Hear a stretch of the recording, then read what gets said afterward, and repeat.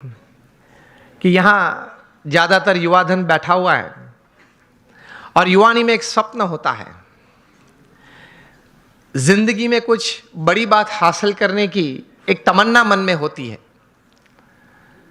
और होनी भी चाहिए। That is a human dignity, that is a human Endeavour.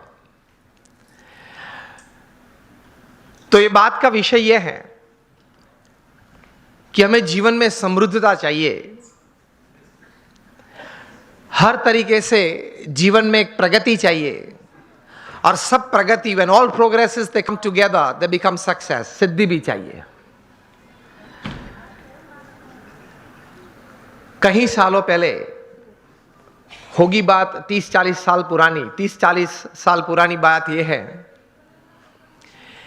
कि थोड़े विचारक इकट्ठे हुए और उन्होंने कुछ ये सोचा, इतिहास के पन्ने देखते देखते कुछ बहुत सफल लोगों के जीवन चरित्र पढ़ते पढ़ते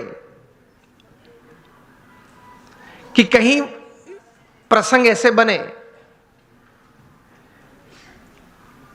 कि ऐसे सफल व्यक्तियों के जीवन में कभी ऐसी बात थी कि उनके पास रिसोर्सेस सब अच्छे थे, प्लेटफॉर्म्स, बैकग्राउंड, सपोर्ट सिस्टम्स सब अच्छे थे,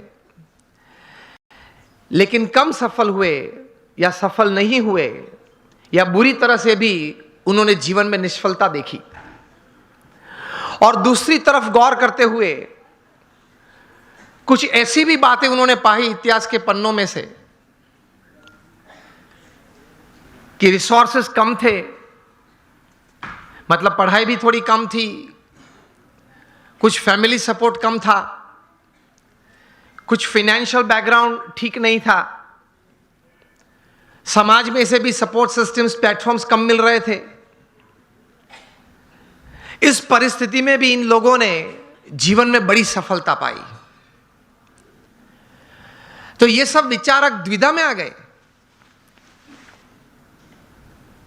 कि कहीं बार रिसोर्सेज बड़े अच्छे हैं फिर भी योग्य सफलता नहीं मिली, कम मिली या निष्फलता मिली, और कहीं बार रिसोर्सेस कम थे तो भी ज्यादा सफलता मिली। तो मतलब रिसोर्सेस के अलावा कोई और भी कारण है जिसकी वजह से एक बड़ी इंपैक्ट जीवन में, इधर on the side of success और on the side of failure, it is seen, it is observed, it is experienced. 10-12 साल तक गौर करते करते ये सब विचारक पश्चिम की ये भूमि में एक निश्चित विचार पे आए कि whether you have lesser resources in life और more resources in life to attain all kinds of progress and thus success in life,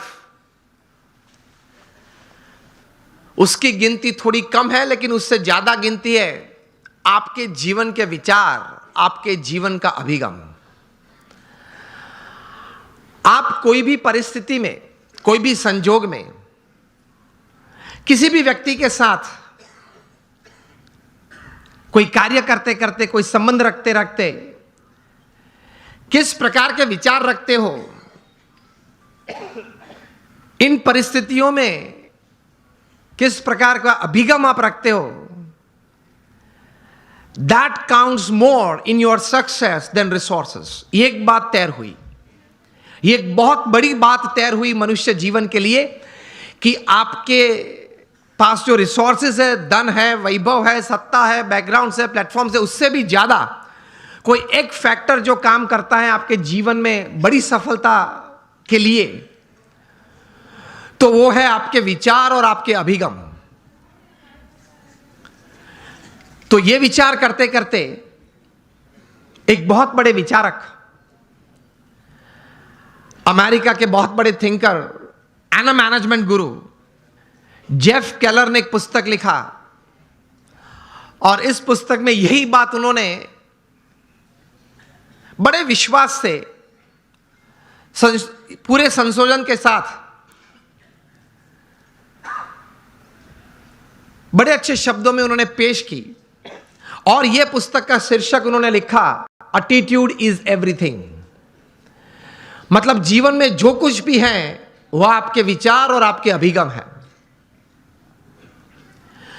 इस पुस्तक में जेफ केलर ने लिखा, I would suggest all of you to read this book and specially the youngsters who are into family businesses और they are professionals.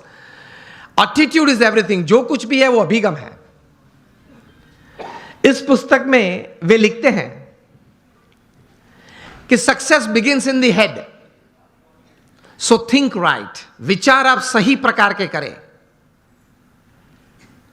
दूसरे विभाग में यह पुस्तक में यह लेखक लिखते हैं, your words decide your personality and character. आपके जो शब्द हैं, जो आप बोलते हैं, वो आपका चारित्र और आपका व्यक्तित्व दोनों का निर्माण करता है। So speak wise. तीसरे विभाग में ये, मतलब अंतिम विभाग में ये पुस्तक में जेफ केलर लिखते हैं कि और एक्शंस एक्चुअली प्रोड्यूस रिजल्ट्स, सो एक्ट पर्पसफुली। आप हेतु सभर वर्तन रखें। So think right, speak well and you act with purpose. यह अभिगम है आपका। और इस पुस्तक के सेमिनार्स जेफ केलर ने कहीं किए। Top class executives, Fortune 500 executives को उन्होंने ट्रेनिंग भी दी। और इनको सुनने के बाद, यह पुस्तक पढ़ने के बाद, हर एक व्यक्ति को अंतर में एक प्रतीति आई कि जीवन में शायद हमें रिसोर्सेस कम या ज्यादा हो, लेकिन हमारे अगर विचार सही हैं, हमारे अभिगम अगर सही और ऊंचे हैं, तो उससे जीवन में सफलता प्राप्त हो सकती है। तो एक बहुत बड़ी दिशा इससे मिलती है।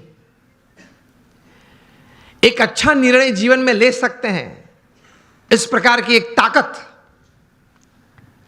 यह संशोधन में है। Again, attitude is everything in life. Whether the resources you have are less और more, it counts less. What counts more is the type of attitude that you possess with people, with circumstances, with happenings, with work counts more.